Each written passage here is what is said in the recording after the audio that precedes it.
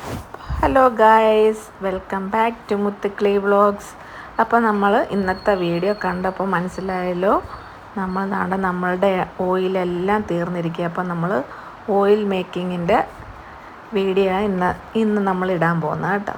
അപ്പോൾ അതാണ്ട് കയ്യൂന്നി, ബ്രഹ്മി, പിന്നെന്തുവാ തുളസി, കീഴാനെല്ലി, അങ്ങനെ കുറേ സംഭവങ്ങളെല്ലാം കൂടെ പിച്ചിക്കൊണ്ട് ഞാൻ വന്ന് നമ്മളുടെ ഈ റോഡിലും കാര്യത്തിലും എല്ലാം പോയി പിച്ചിക്കൊണ്ട് വന്ന് അതിനി അതിനകത്തുനിന്ന് വൃത്തിയാക്കി എടുക്കുന്നതാണ് നിങ്ങൾ ഈ കാണുന്നത്. നമ്മൾ വലിച്ച് പിഴുതെടുക്കുമ്പോൾ പോച്ചയും കരിയിലയും അങ്ങനെയുള്ള സംഭവങ്ങളൊക്കെ വരുമല്ലോ. അപ്പോൾ നമ്മൾ അതിനകത്തുനിന്ന് പോച്ച മാറ്റി എല്ലാം നല്ല സാധനങ്ങൾ മാത്രം ഇങ്ങനെ എടുത്ത് ക്ലീൻ ചെയ്ത്, പിന്നെ നമ്മൾ കയ്യൂന്ന് വലിച്ച് പിഴുതെടുക്കുമ്പോൾ അതിൻ്റെ വേര് ഉൾപ്പെടെ വരുന്നത്. അപ്പോൾ വേര് ഞാൻ കട്ട് ചെയ്ത് കളയും. അതിനകത്ത് ഭയങ്കര ചെളിയും കാര്യങ്ങളൊക്കെ ആയതുകൊണ്ട് അത് ഞാൻ കട്ട് ചെയ്ത് കളയും. അത് എൻ്റെ കയ്യിൽ പിച്ചത്തിയാക്കി ഇരിക്കുന്ന കേട്ടോ. ഇനി ഇതെല്ലാം വൃത്തിയാക്കി എടുക്കുന്ന ഒരു കടമ്പ തന്നെ, വേറെ ആരുമില്ല ഹെൽപ്പ് ചെയ്യാനായിട്ട്. ഇതെല്ലാം ഞാൻ തന്നെ ചെയ്യുന്ന കേട്ടോ. ഈ ഓയിൽ കാച്ചുന്നതും എടുക്കുന്നതും, പിന്നെ ഇതിൻ്റെ കൂടെ ചെറിയ രീതിയിലൊക്കെ എൻ്റെ അച്ഛനും അമ്മയൊക്കെ വന്ന് സഹായിക്കും ഇതിനകത്ത്. അങ്ങനെ ഇതിന് ഈ ക്ലീൻ ചെയ്തെടുപ്പും അത് വൃത്തിയാക്കലും ഒക്കെ നമ്മൾ തന്നെ കേട്ടോ.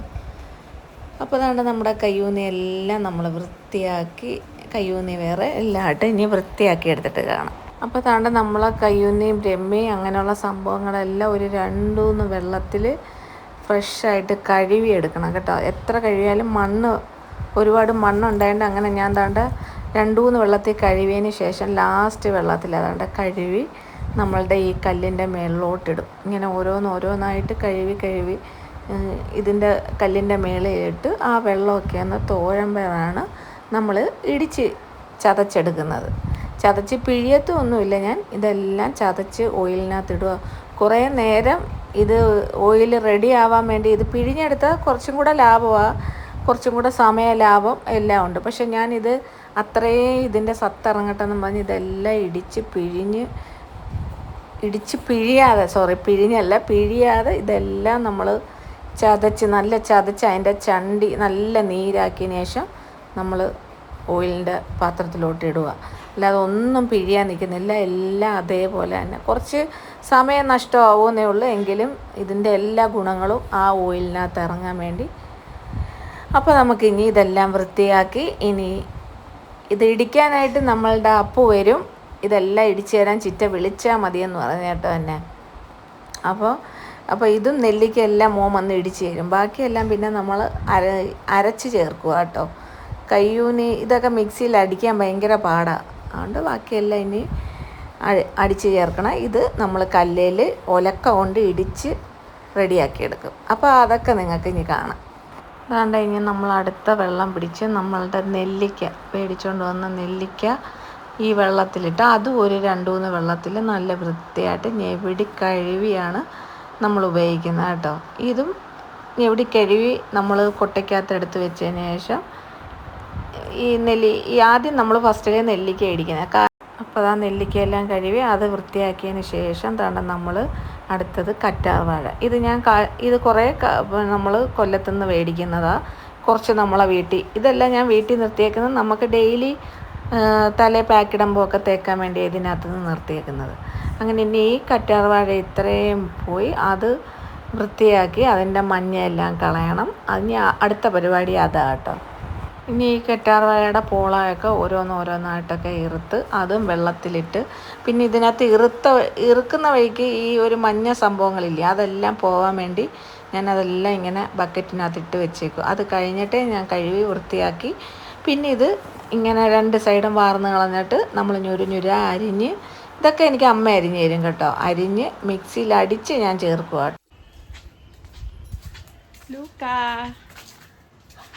നമ്മുടെ നീലമിരി കേട്ടോ. ഇത് നീലമിരി എല്ലാം പടന്ന് പന്തളിച്ച് ഇതെല്ലാം ഞാൻ കട്ട് ചെയ്തെടുക്കാൻ പോവുക. നമ്മൾ ഓയിൽ കാച്ചാൻ നമ്മുടെ വീട്ടിൽ നിന്ന് നീലമിരി എടുക്കാൻ പോവുക. അവന് ഇഷ്ടപ്പെടുന്നില്ല കേട്ടോ. അപ്പോൾ അതാണ് നമ്മളുടെ നീലമിരി എല്ലാം നല്ല പടന്ന് പന്തളിച്ച് കിടപ്പുണ്ട്.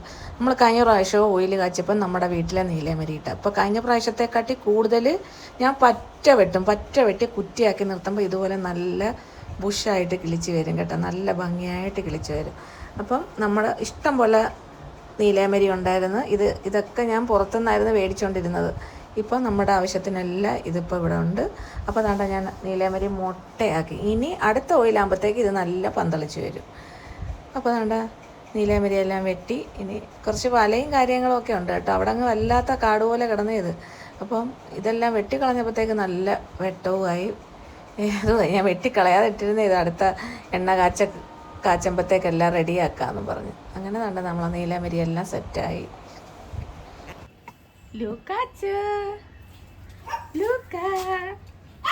എന്തെടുക്കുവാ? അമ്മച്ചി നീലമരി വെട്ടാൻ വന്നേ. നിന്നെ തുറന്ന് വിടുവെന്നും പറഞ്ഞതോ ഒരുത്തൻ ഇളക്കി മറിക്കുന്ന അവിടെ. എന്താണ് അവിടെ? എന്താ വേണം? എന്താ വേണം? അവിടെ കിടന്നാ മതി, അവിടെ കിടന്നാ മതി. ഭയങ്കര വെയിൽ കേട്ടോ. ഇതുകൊണ്ട് ഇത് ഇത്രയും വൃത്തിയാക്കണം. നമ്മൾ ഓരോ സെക്ഷൻ വെച്ച് ഇങ്ങനെ ഒതുക്കിക്കൊണ്ടിരിക്കുക. ഇനി നീലമരി ഇത്രയും പിച്ച് റെഡിയാക്കണം. ഞാൻ മറ്റേത് തൃശ്ശൂർ ഓവുങ്കൽ ആര്യ വൈദ്യശാലയിൽ നിന്നായിരുന്നു ഇതെല്ലാം എടുത്തോണ്ടിരുന്നത്. അപ്പം അവരുടെ അത് ഇട്ട് അതിനകത്ത് നിന്ന് അരി കിടന്ന് നമുക്കിവിടെ ഒരു തൈ കെട്ടി ആ തൈ വെച്ച് ഞാൻ പിടിപ്പിച്ചതാണ് ഇത്രയും. കണ്ടോ, ഇഷ്ടം പോലെ കെട്ടി. ഇത് ഇത്രയും വൃത്തിയാക്കട്ടെ. നമ്മൾ പരിപാടികളൊക്കെ തുടങ്ങി. അയ്യോ, അങ്ങോട്ട് ഇടി തുടങ്ങിയില്ല. ആരാധനൊക്കെ നമ്മളുടെ ചരുവത്തിലൊക്കെ കഞ്ഞി കൊണ്ട് കൊടുക്കുന്ന അമ്മച്ചവ. ആരാധനൊക്കെ നമ്മുടെ ജിമ്മൻ അപ്പുകുട്ടൻ. അപ്പോൾ അതുകൊണ്ട് എന്നെ സഹായിക്കാൻ വന്ന എൻ്റെ മോൻ. എണ്ണ കാച്ചുമ്പോഴേ പറയും, ചിറ്റ എന്നെ വിളിച്ചാൽ മതി, ഞാൻ വന്നെല്ലാം ഇടിച്ചു തരാമെന്ന്.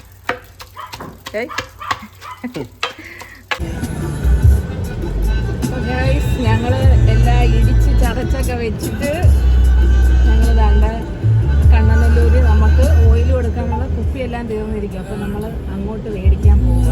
ഞാനും ഒപ്പമായിട്ട്. എൻ്റെ കൂടെ എപ്പോഴും വരുന്ന 2 പേരില്ല. എൻ്റെ 2 മക്കളും ഇല്ലാത്തതുകൊണ്ട് എൻ്റെ മോനെ വിളിച്ചുകൊണ്ട് ഞങ്ങൾ പോവുക. ഇനി അവിടെ നിന്ന് തിരിച്ചു വന്ന് നമുക്ക് മില്ലിൽ നിന്ന് എണ്ണ മേടിക്കണം. ഇനി ഞങ്ങൾ അങ്ങോട്ട് പോയി കുപ്പിയൊക്കെ മേടിക്കണം. ഭയങ്കര വെയിൽ. മഴ പോയപ്പോഴത്തേക്ക് പിന്നെ ഭയങ്കര ചൂട്. ഞങ്ങളിത് കല്ലുംതാഴെ കണ്ണനല്ലൂര് നമുക്ക് പോകണ്ട. അപ്പോൾ കല്ലുംതാഴെ ഇവിടെ പണി നടക്കുന്നതുകൊണ്ട് ഇവിടെ അടച്ചിട്ടേക്കുക. ഇനി കറങ്ങി വേണം പോവാൻ. ഒക്കെ പണിയൊക്കെ എന്ന് തീരുവോ എന്തോ. ഇവിടെ മൊത്തം പണി നടക്കുകയാണ് പാലത്തിൻ്റെ. അതിൽ വണ്ടി പോകുന്നുണ്ടല്ലേ, ചോദിക്കാം. ഇവിടെ ഗേറ്റ് അടച്ചിട്ട സമയത്ത് ഒരു മോന് എള്ളിൻ്റെ അലുവ ഇടിയടാ മോനങ്ങ് പോകും. ഓരോ വണ്ടിക്കാരെ കൊണ്ട് മേടിപ്പിക്കുന്ന കഷ്ടം. അപ്പൊ ഇത് എണ്ണയാ എങ്കിലും ആ പയ്യൻ കൊണ്ടുവന്നപ്പോ നമുക്കൊരു സങ്കടം. ഒരു കൊച്ചു മോൻ കേട്ടാ, പാവം. ആന്നാ, എന്നാലും കച്ചവടം ചെയ്ത് ഇറങ്ങി ജീവിക്കുന്നല്ലേ പാവം.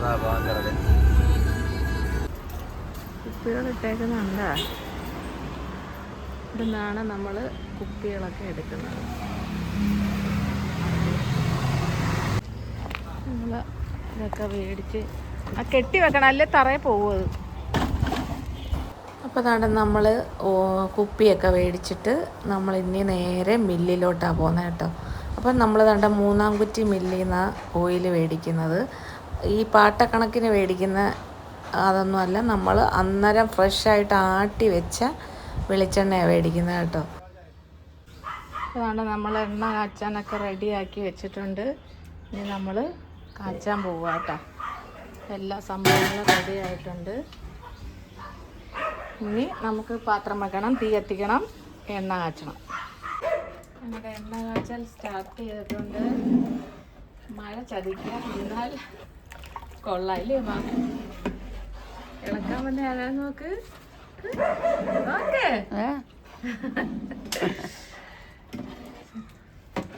അപ്പോൾ നമ്മുടെ എണ്ണ എല്ലാ കൂട്ടെല്ലാം ചേർത്ത് കൊണ്ടിട്ട് നമ്മൾ കാച്ചുവാണ്.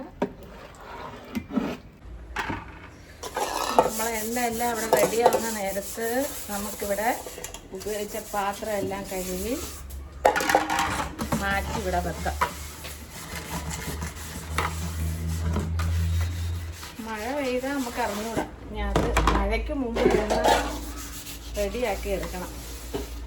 അതാണ് ലക്ഷ്യം. അപ്പോൾ താണ്ട നമ്മുടെ ഓയിലെല്ലാം നല്ല വൃത്തിയായിട്ട് തിളച്ച്. അപ്പോൾ ഇനി നമ്മൾ തിളച്ച് നല്ല വരുമ്പോൾ നമ്മൾ തീ കുറച്ചിട്ടേ ഇളക്കാവൂ കേട്ടോ. അപ്പോൾ താണ്ട അമ്മയും അച്ഛനും എല്ലാം പോയി കേട്ടോ. അവർക്കൊരു ഉച്ച ഉറക്കമുണ്ട്. അവരങ്ങനെ ഉറങ്ങാൻ പോയ നേരത്തിന് ഞാൻ താണ്ട പാട്ടൊക്കെ വെച്ച് നിന്ന് ഇളക്കുക. നമുക്ക് മഴക്കോളും കാര്യങ്ങളും ഉണ്ടെങ്കിലും ഫാനൊക്കെ വെച്ചേക്കുന്നതെന്ന് പറഞ്ഞാൽ ഭയങ്കരമായ ചൂട്, ഭയങ്കര ഉഷ്ണമായിരുന്നു കേട്ടോ. പിന്നെ തീയുടെ അടുത്തുകൂടെ നിൽക്കുന്നതുകൊണ്ട് നമുക്ക് ഭയങ്കര ചൂടാണ്. അതുകൊണ്ട് ഞാൻ ഒരു ടേബിൾ ഫാനും ഒക്കെ എടുത്ത് വെച്ച്, അപ്പോൾ ഒരു സുഖം കിട്ടുമല്ലേ. അങ്ങനെ വേണ്ട ഇളക്കി. ഇപ്പോഴൊന്നും റെഡി ആവത്തില്ല, ഒന്നും ആയിട്ടില്ല. ഈ തിളച്ചെങ്കിലും കറക്റ്റ് 1:30 ആയപ്പോൾ ഞാൻ തീ കത്തിച്ച്. പിന്നെ നമുക്ക് റെഡി ആയത് 7:45 8 മണി എങ്ങാണ്ടായി നമുക്ക് ഓയിൽ റെഡി ആയപ്പോൾ. അപ്പോൾ അത്രയും ക്ഷമയോടെ നിന്ന് വേണം നമ്മൾ ഓയിൽ റെഡിയാക്കാനായിട്ട്. അപ്പോൾ അതാണ്ട് നമ്മളുടെ ഓയിലെല്ലാം റെഡിയായി. ആ സമയത്ത് ഞാൻ താണ്ട നോക്കും, നല്ല മഴക്കോളുണ്ട് കേട്ടോ. ടെൻഷൻ അടിച്ച് കഴിഞ്ഞാൽ ഞാൻ ഓയിലെല്ലാം റെഡിയാക്കുന്നത്. മഴ പെയ്താൽ തീർന്നു. എനിക്ക് എന്താ വെച്ചാൽ കൂട്ടായിട്ട് തന്നെ നോക്ക കൂട്ടു തന്നെയാണ് കൂട്ടു തന്നെയാണ് കൂട്ടു തന്നെയാണ്